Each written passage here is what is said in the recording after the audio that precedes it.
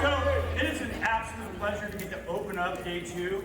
It's all about setting the tone for the day and the energy. And what we did today, what I love what they did, is creating this environment for you to learn more production tactics, more production tools. We're a company of growth, but now people need it more than ever. They need production. And so when they asked me to really kick off the day, I thought, what's the best thing that I could do to bring value to this crowd today? What can I do to inspire you, to bring hope, to bring vision of how to do more production in this world? Because that's really what we need to do right now. We need to lean into our people to help them with production. And when we do that, I looked at this and I said, is it listings? It's easy to say yes to that. Is it, how do we get listings? What's the tactics of that? And I've got a list of that stuff. And when I finally looked at this, of how I think I can impact this crowd the most today, it was in a place of mindset. It was in a place of overcoming the fear of call reluctance. Because I think that's everything. I think that's everything.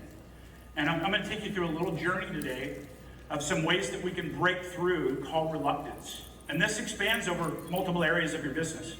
This could be in production. This could be in attraction. This could even be your limiting beliefs holding you back to what's capable. I know I've suffered and struggled with those. And I'm going to take you through my story today.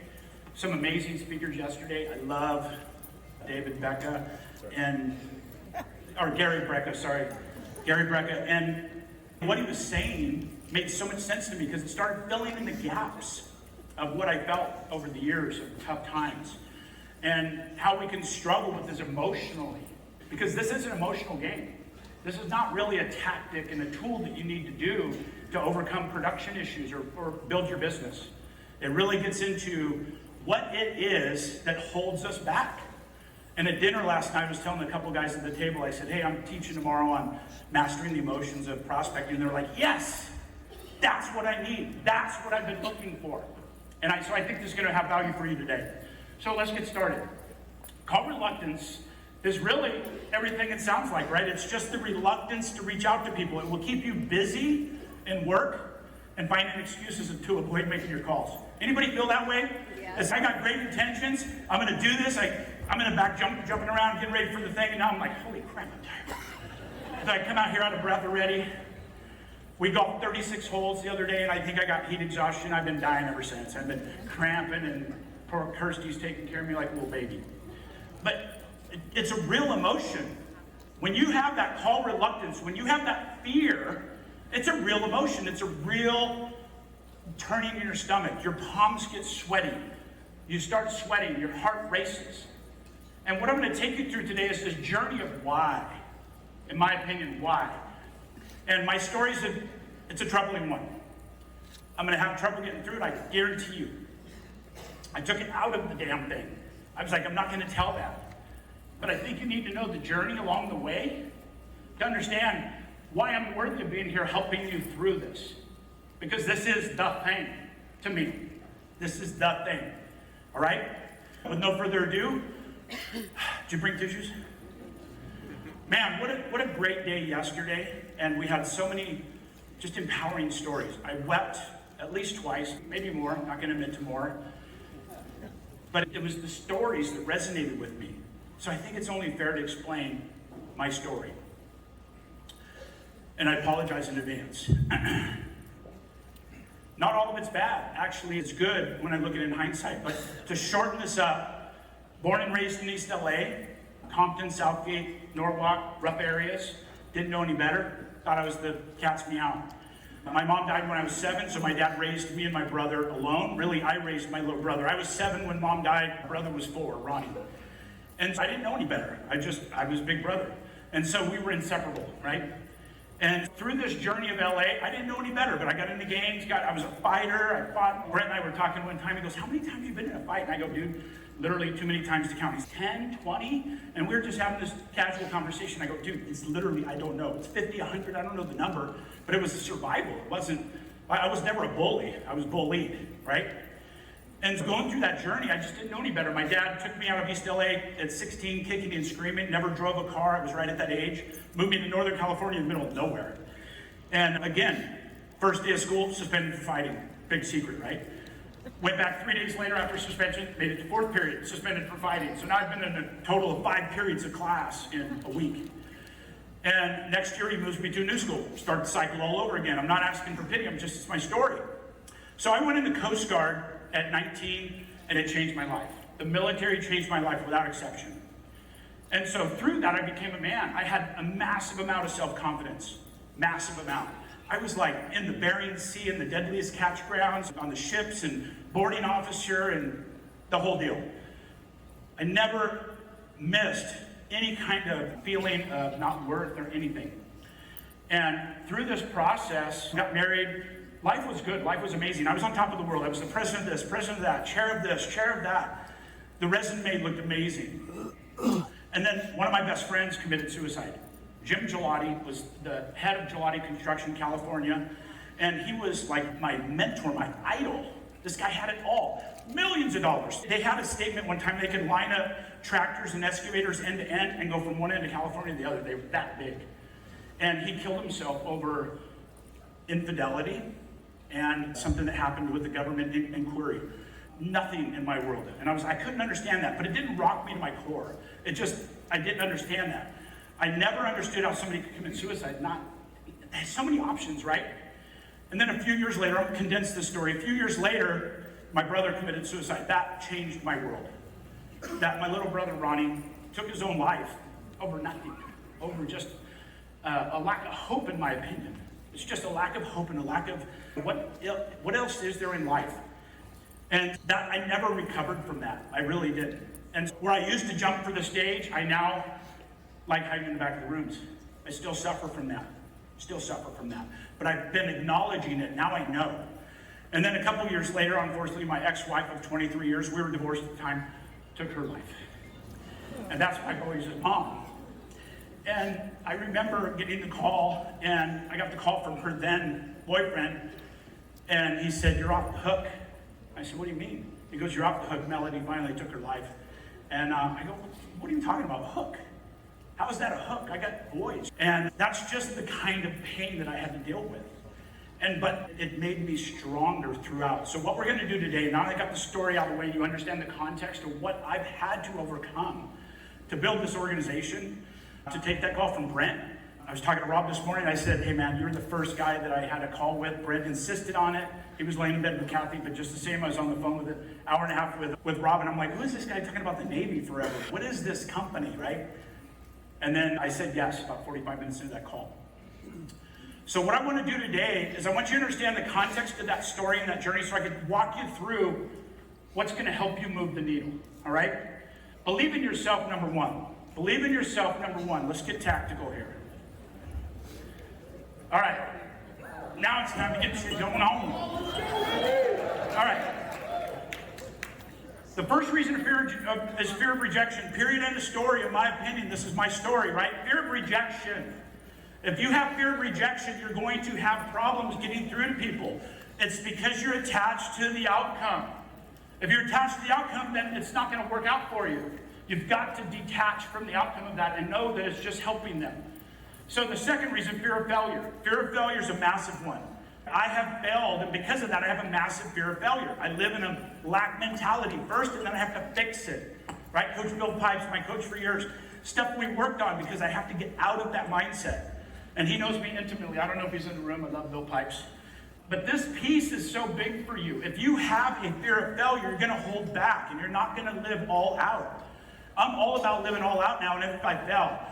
The biggest part of this is read the last sentence. More importantly, our harshest critics may be the ones that love us the most. Might be mom and dad. Might be somebody you really care about. Might be a spouse. For me, it's my father. Love my dad. He's 83 now. Reminds me of Papa Gove. My dad is like my soul. Especially after my brother passed. Him and I have been completely inseparable. We talk often, every day. But my dad is a consistent critic and just a negative behavior mentally, right? So for instance, EXP. I said, EXP, this is the best thing I've ever been in, Dad. This is amazing. He knows nothing about it. And he goes, I heard at the golf course, that stock's not going to work out, literally. And I go, have you been, it's up 73% this year. He goes, yeah, that makes it even. Whoa, be careful, son. And this goes on, and I literally, Kirsty knows this, I had to talk to my dad. I said, Dad, time out. You cannot watch CNN and tell me what's going on. I don't want to know, don't tell me. I love you, but don't bring that negative stuff to me. And so he knows that's the story now. We're not going to do that. And he catches himself. He goes, did you hear? Oh, wait, that's negative. I can't do that. It's true. So I love my dad for that. The third reason, fear of being a bother. A lot of us feel like we're bothering somebody. We're calling somebody that wants something, but it's because of us. And I'm going to walk you through this journey of how we can change this mindset. It's really important for you. Here's the reason, right? We're getting bombarded with stuff nowadays. Anybody agree? You get millions of texts and millions of phone calls. We've surrounded ourselves in a moat. We've got caller ID, call blocking, mailboxes out in the woods. We've got barbed wire around our front doors, no soliciting. This is the world we live in now. And when we're trying to be that person, we feel that way because we know what it feels like to ourselves. We have to get rid of that mental block. Harvard College professor once said that young people have to feel they belong more than anything else. Matter of fact, they did a study, and Facebook, conceived and given birth at Harvard, tapped into the deepest of the human needs is to belong. That is what we all want as humans, is to belong in some level. And I loved what Gary was talking about yesterday because this is the connection in the brain that makes us feel that way. Selling versus contributing. This is, I think, where the rubber hits the road. If I asked you right now, I'm not going to, but if I asked you to pull out your phone and call your most scariest big fish, your scariest person that you can call, what's the emotion going on for you right now? Oh, it's not a good time. I wonder if he's up, right? Shout out some things that goes through your mind right now. If I tell you to call the scariest person in your phone, or the person you have been reluctant to call, what comes up? They won't listen. They won't listen. They won't answer. Ignore you, judge you, right? All these things are outside sources that are affecting you that really don't have any real effect on you. Would you agree? This is because you're entering fight or flight. Our brains are 200,000 years old. We have nothing going on here except save us, right? Fight or flight. When somebody scares you and you take off running first, and then you go, what exactly was I running from? You're just, we're good, nothing to see here. That's because it's a 200,000-year-old primal instinct that you're fighting against. It's dilation of pupils, dry mouth, all these things that can go on for you in that moment, right? So then when we go to call somebody, these things start coming up. Your palms get a little sweaty when you get to make your calls in the morning, and then you get past that first call and you feel amazing, right? But we've got to find a way to overcome that. What if you were contributing? What about if you were helping? Maybe not even getting paid. This is contribution, right? Brent is one of my brothers. He is one of the most giving guys I know. And I'm going to be a better human because of watching what he does for people that can never pay it back or don't even know where it's coming from. But when you're in a place of contribution, it's different. Would you agree?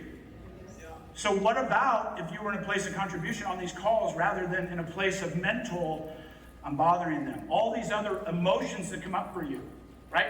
This is something huge that I work with in my coaching clients. It's almost always in that sphere of a problem, right? They've got massive success in real estate. I got a guy that showed up yesterday that had 1,000 transactions that we worked with. They're massively successful in this area. You change the script just 5 degrees, and they're afraid to make a call. I'm not talking about him right now. I'm not. But this is what's going on. Because you're not comfortable now. You don't know the script. You don't know the language. You don't know anything about that. So I'm asking you to mentally get in a place right now that you're calling somebody to contribute. And what does that look like? What are you contributing, right? I think EXP is a massive contribution if you frame it in your mind correctly. So let's do this. Let's do a little sample. Who would be willing to call somebody and give them $10,000 cash? A lot of hands. That's it? You guys still breakfast? You could call your best friend and go, hey, dude, I don't know why, but I'm going to give you 10 grand. All you got to do is jump on a quick call with me. That's it. And they're going to have some reluctance. They're going to not think it's real. They do the call, and then you Venmo them 10 grand. Your belief goes up, their belief goes up, correct? So now it's real. It's, holy shit, sorry, Brent. That really happened. There's a jar over there, I trust you. That emotion changes, right? So now what about if I said, what's your first name? Stephen, you have until midnight to give away as much money as you can. There's unlimited sources. How many people are you going to call? And when are you going to get off the phone?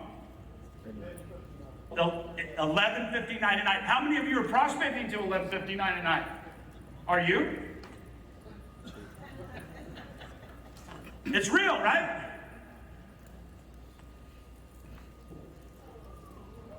$10,000, would you do it? Would it change your perspective? You make the call right now?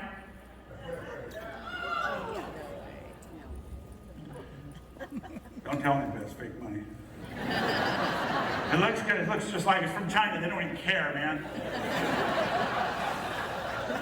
So understand, please, that nothing has changed in the dialogue.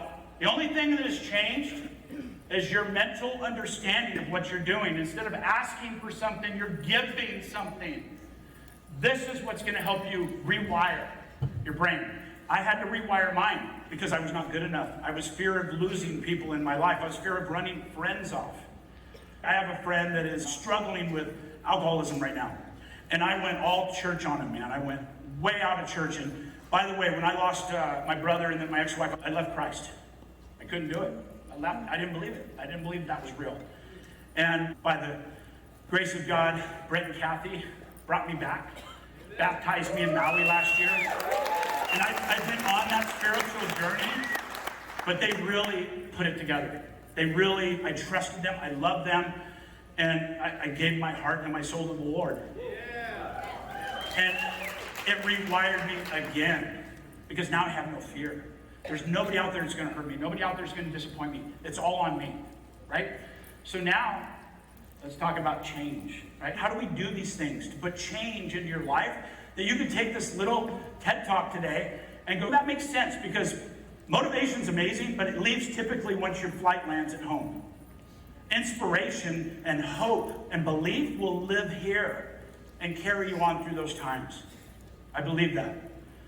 Breaking the cycle and moving into action is the important part. So I'm going to give you 6 simple steps today that are going to help you. These slides will be up later. You don't have to take pictures if you don't want. I'm going to go through them. But number 1, be prepared. One of the main reasons we don't prepare, make your list the night before, at least before you make your calls. Know what you're doing, know who you're calling. Be prepared for this. It's really important. And my coaching, I've identified some of these traits on the screen as the things, right? I'm giving you all this for free. Reframe your mindset. Instead of thinking about the call as potential rejection or intrusion, think of it as an opportunity to connect, contribute, share, help them. You're helping them. I don't know how many people in my organization now thank me, like on their knees thank me for why I convinced them to be here. There's some sitting in the front row. It took me 2.5 years to convince effectively to come to this beautiful company. Now they're here and they love it. Practice makes perfect. The more calls you make, the better you get. I do live dials with people on the phone. You think I did that for them? I did that for me. I did that to hold me accountable to that. I was like, hey man, can you all come on and listen to me make live dials? Matthew Stewart over there. Can you come help me? And they get on the call and I'm like, I gotta do this now. Right? They're staring at me on Zoom. Give yourself a high level of accountability to do that. I didn't do all that. Okay, here we go. Somebody else hit a button? There we go. Focus on the value you offer. Believe in it. Really believe in the offer. And if you don't, really get to a point where you can. Seek accountability and support. Find a coach, accountability partner, or mentor. It's super important. You absolutely need this. And then use 5, 4, 3, 2, 1. Some of you may have heard it, but I did it this morning. Getting out of bed was a little rough this morning. Didn't feel that good when I went to bed last night. Laid there and I went 5, 4, 3, 2, 1, out. It works, trust me. Bring it into your system. Matter of fact, don't stand up yet, but at the count, when I count down, I want everybody in the room to set your stuff down, prepare for this, and stand up for me. If I would have asked you to stand up, half the room would have, half the room would not have, half of them's looking at their coffee still, half of them's over on their phone. But we're gonna be purposeful about this. 5, 4, 3, 2, 1. All right? You can do that to change your game. And remember, it's not about eliminating fear entirely. It's fighting evolution. You're fighting all the fear. Your dreams are calling. I appreciate you. Thank you very much.